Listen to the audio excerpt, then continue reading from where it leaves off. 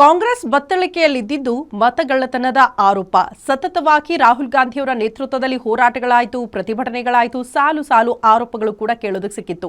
ಈಗ ಮುಂದುವರೆದ ಭಾಗ ಇದೇ ವಿಚಾರಕ್ಕೆ ಸಂಬಂಧಪಟ್ಟಂತೆ ಬಿಹಾರದ ರಾಜಧಾನಿ ಪಾಟ್ನಾದಲ್ಲಿಂದು ಕಾಂಗ್ರೆಸ್ನ ರಾಷ್ಟ್ರೀಯ ಕಾರ್ಯಕಾರಿಣಿ ನಡೆಯಲಿದ್ದು, ಈ ಕಾರ್ಯಕಾರಿಣಿಯಲ್ಲಿ ಮತಗಳ್ಳತನದ ವಿರುದ್ಧ ದೇಶದಾದ್ಯಂತ ಹೋರಾಟ ನಡೆಸುವ ಬಗ್ಗೆ ಹಾಗೂ ಮುಂಬರುವ ಬಿಹಾರ ವಿಧಾನಸಭಾ ಚುನಾವಣೆಗೆ ಗೆಲುವಿನ ರಣತಂತ್ರಗಳನ್ನು ರೂಪಿಸುವ ಬಗ್ಗೆ ಮಹತ್ವದ ಚರ್ಚೆಗಳು ನಡೆಯುತ್ತಂತೆ.